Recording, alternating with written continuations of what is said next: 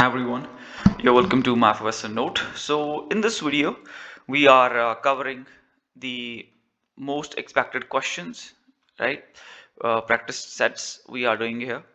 The question which seems important from your net exam point of view, those we will be doing here. And I'll try to upload at least one practice set every single day. Okay, so let's start with the first one. Who among the following presented the concept of the multi-essentiality of the sign, saying that signs possess an inner dialectical quality and evaluative accent?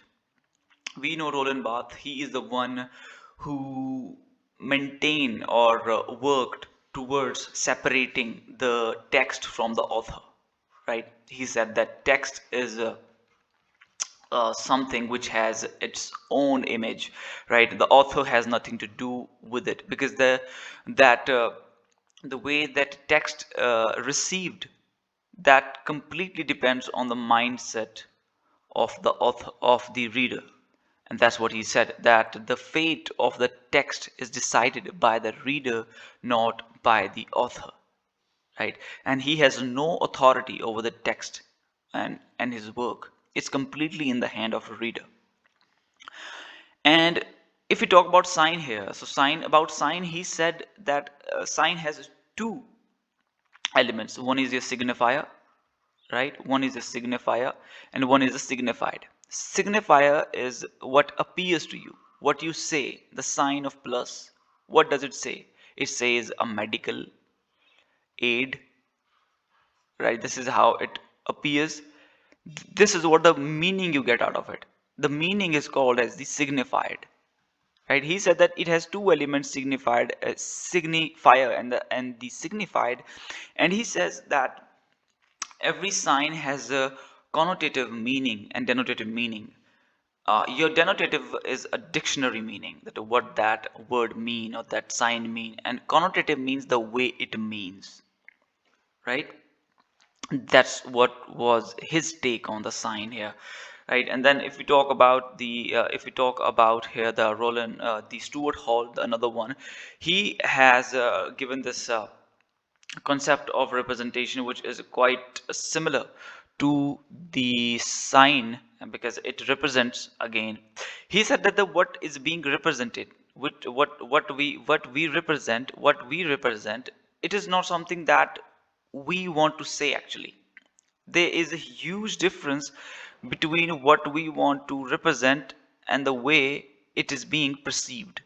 That was his take on this. Then we have Jack Derrida.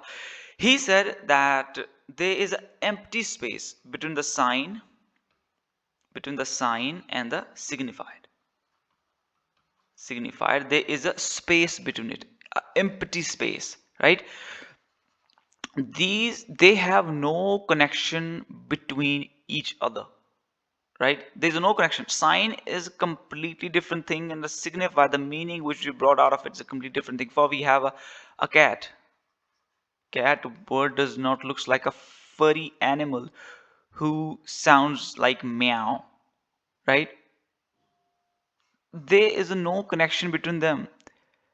The meaning is completely coming out of this process of conventions and all. So that's what was his take, and this is what he explained is his term called deconstruction, right?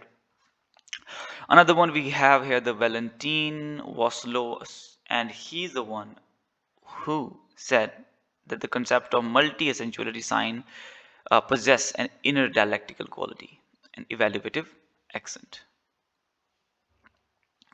All right. So let's talk about the another one here. Sorry, I just removing them. They might help you out. I'll be uploading them on Telegram channel. Okay. Let's talk about the second question now here. We have the late capitalism. Late capitalism came in the 1940. In the 19 after 1940s, after the Second World War, it came. It is also known as the golden age of the capitalism. So capitalism, how do we perceive capitalism? The very first thought which comes to our mind when we think about capitalism, what is the first image which comes to your mind? A few rich people, they are setting up their own factories, industries, and the labor is working over there, Common people are working, they are being manipulated, they are being used, and the owner is the one who is making a lot of money out of it, right? This is how we look at the capitalism. So new capitalism, which means that a massive extension of the intellectually qualified labor. Today, everyone wants to go to ITI, right? IITs, Indian Institute of Technology, right? This is where they want to go. Why? So they can work in the MNCs as a software developer, intellectual, qualified labor, right? So who said this? Terry Eagleton. Terry Eagleton was a postmodernist. He was a postmodernist, right? He was a postmodernist. We have Ernest Mendel. Yes, he's the one who said this. He's the one who popularized the term of late capitalism. We have a Raymond Williams. Raymond Williams, we know he's famous for his cultural studies and the cultural materialism term which he developed after the Marvin Harris. Marvin Harris is the first to introduce the term in the field of anthropology, the cultural materialism. We have Stanley Fish, one of the main influencers in the field of the reception theory. All right. So these are the ones. So right answer is the B here, right? And do check out that what is the publishing date of the book which he has published, Ernest Mendel, and write it down in the comment section below. Then we have the which of the following is an accurate description of the heteroglossia. We know heteroglossia. We know heteroglossia, that heteroglossia meaning more than one or two sounds, two point of views which are being expressed in the text, and this is coined by the Mikhail Bakhtin, right? Mikhail Bakhtin is the one who introduced the term. So which one is the correct one? Heteroglossia makes the job of the novelist easier by incorporating diversity into the novelistic structure. No way. Heteroglossia functions in a novel in alliance with a stylistic system incorporating multiple voices. Yes, this is the one here. Right, correct option. Let's move further. Now what you have to do here, right? Make sure you do check out the Mikhail Bakhtin. Make sure you do a little bit more study on the heteroglossia, and this is how you can cover it up. And if you don't want to invest your time into reading and learning all these things, so you can simply go for my professor note crash course. I have given the important details. I have given the contact below in the description box in the Telegram channel, so you can contact me there and I'll share the details with you to get access to these notes. Okay, let's talk about the another question here. In the essay, in his essay From Work to Text, Roland Barthes says the following about the text. So as I shared with you earlier while I was discussing Roland Barthes, that the from work to text, right? Earlier the text was uh, mentioned with the name of author, right? The book of this author and that person. But now he want to make the text famous, not the author. That the author has no authority over the text anymore. It is a reader who decides the fate of the text, that how it will be taken out there. Because the main consequence, the result is decided by the by its end result, right? And now Marxist theorist will decide its fate on the basis of because Marxism, we know, when it came to the literature, it sees the art as a commodity. So how many copies will be sold out, that will decide its uh, fate. So now how that work will be taken, and how readers will understand that, how will a reader take that work depends on the readers. So reader here decide the fate of it. So that's why he moved from the work to the text. Earlier when we say that this is a work of this writer, now he just want to make the text famous, text having its own image. Like today, Hamlet. Everyone knows Hamlet. No one says that Shakespeare's Hamlet. Whenever someone says Hamlet, we all know, because Hamlet has created its own image, right? The way reader takes it, the kind of meaning they get out of this work. Okay, so that's what he wanted to say here. He said that on in the text in the book we have just written a certain words, and it depends on the reader that what kind of meaning he want to bring out of it, right? So text is singular. No, he didn't say that. Text can be held in the hand. It's completely illogical.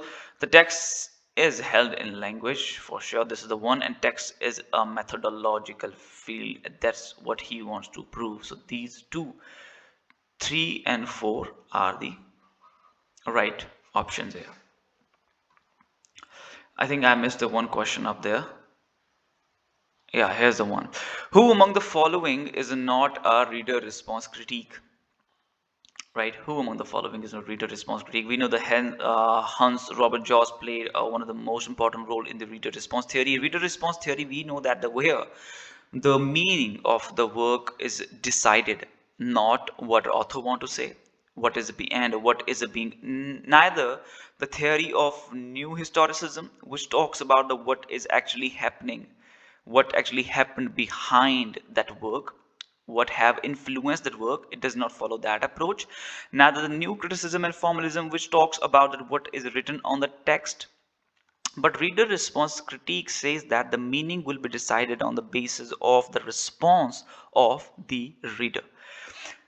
Maud Watkin, famous for her archetypes work, which she has written, and here she has implemented the Carl Jung philosophy,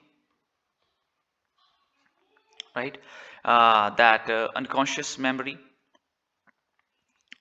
right? She talks about that how there is a memory that we are not concerned every single time, but whenever we look at something that comes to life, right? She has manipulated that idea into her work, and she is not from this field. Hans Robert Joss is obviously Stanley Fish. I talked earlier that he is related to this field of reader reception theory, reader response critique. He is one of the reader response critique. Wolfgang Isaac, he is one of the propounder of this theory, right?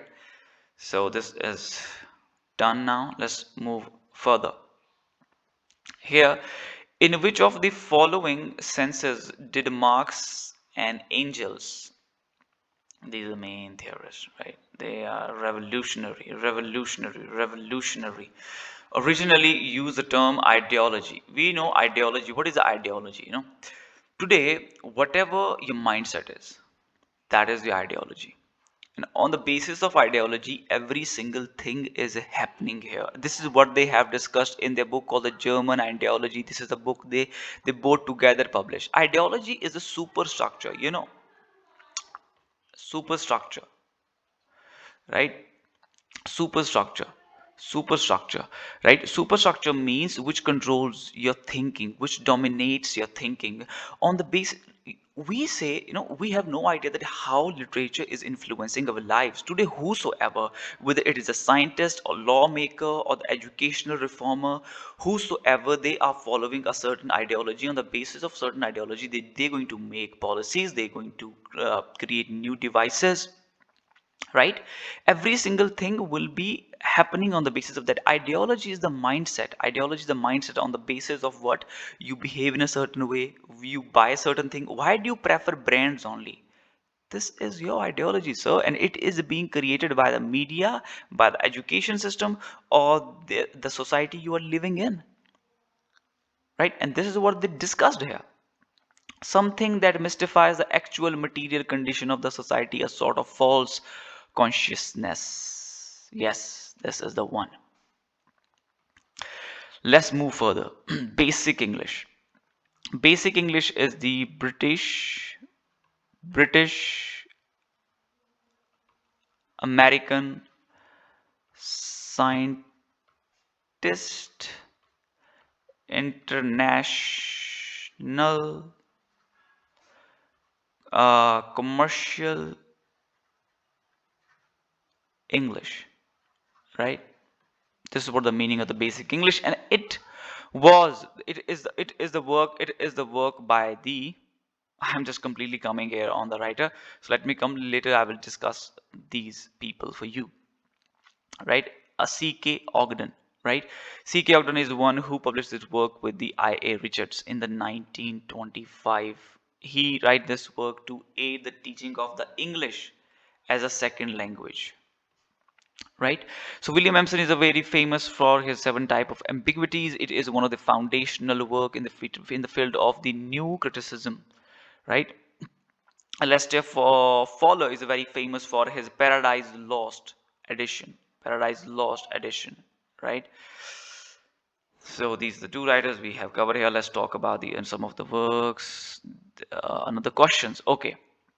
Power circulates in all direction to and from all social levels at all the times. Who said this? Edward Said we have here. Edward Said, we know that he is very, oh sorry. Edward Said is very famous. We know that he is very famous for his theory of the Orientalism. Orientalism. It's not working. I don't know why. What's wrong with it now? Okay. He is very famous for his theory, Orientalism. Edward Said is very famous for his theory called the Orientalism. Orientalism means here he discussed that how the Arabic culture, these people are being seen by the European people and their culture. They consider them as lower class and backwards, right? Michel Foucault, he is the one who talks about this concept, and he is the one who propounded this term of the power and the knowledge. The power and knowledge always goes together, right? Power and knowledge always goes together. They are not separated. If you have the knowledge, you can manipulate, and this is how the power works. If you have the knowledge, like Britishers came to India, what they had, they were just clever. They were smart people. They have the gunpowder, and on the basis of that, they dominated the Indians. We have Jacques Derrida, famous for his concept of deconstruction. We have discussed about him earlier, and on him I will surely make a separate video. We will try to discuss every single thing about Jacques Derrida. We have Roland Barthes. We have already discussed him. So let's move further. Uncertainty principle. Uncertainty principle means that the momentum and the position cannot be exactly known. If something is in the movement, how can you tell its position? And this is the theory. There's a concept which is propounded by the Werner Heisenberg, a physicist, a German physicist. Charles Darwin, we know, famous for his book on species, 1859, that was published. John Dewey is another one. He is a very famous American education reformist, reformer of the 20th century. William James, known as the father of the American psychology. Let's further. Gynocritiques. Gynocritiques, the main purpose of these gynocritiques is to create a female framework to judge the female works, because before that their work are being decided or judged or interpreted by the male authors. They have represented women the way they have perceived it. But how can a man tell that what woman actually is? So it is a right of the woman to tell that what she actually is and what she is trying to convey through her work, and it cannot be interpreted by any man. For that, Aileen Showalter did the work. She's the one who propounded the term. And one of the gynocritiques, another one we have here, the Sandra Gilbert. She is the one who, with the Susan Gubar, writes the work called the Mad Woman in the Attic. And this term came from the Jane Eyre work, right? Jane Eyre work, where the Bartha, the main character, which they have discussed in this work, and here she talks that the woman, their work, and the role of women, the character of the women in the literature are only two: whether she is an angel or the monster. But this is not the complete thing. She can be anything. So here they force them. They ask these writers to strive for the autonomous self-definition which is beyond the dichotomy, which is beyond the set rules under which the work and the female writers are being interpreted. And with this work, she becomes the another gynocritiques. So these two and three are the right options. We have to understand things on a very fundamental level. So yeah, so we have here discussed all of these things. Yeah, Kate Millett, I missed her. Kate Millett is the one who developed the notion that how the men-made institutions overpower the women. She is the one who propounded this term called the radical feminism. The radical feminism means that where the male supremacy from from the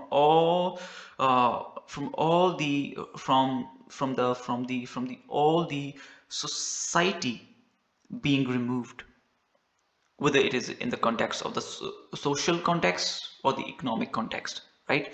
That society should not be dominated by the male. Society should not be only patriarchal, right? It should not be patriarchal. That's what they said here. Women have the equal rights. Where men and women are living, how that society can be dominated just by the men. So they talk about eliminating the male supremacy, right? So here we have completed our 10 questions. Tomorrow I will come with the another most important 10 questions, and we will keep walking towards our final destination to qualify this net exam. Till then time, MyProfessorNote signing off, and make sure you share the video, like the video, comment your suggestion, and make sure you tell me the date of that late capitalism, Ernest Mendel, when he published that actually, and what was the subtitle of that work. Alright, till then time, MyProfessorNote signing off.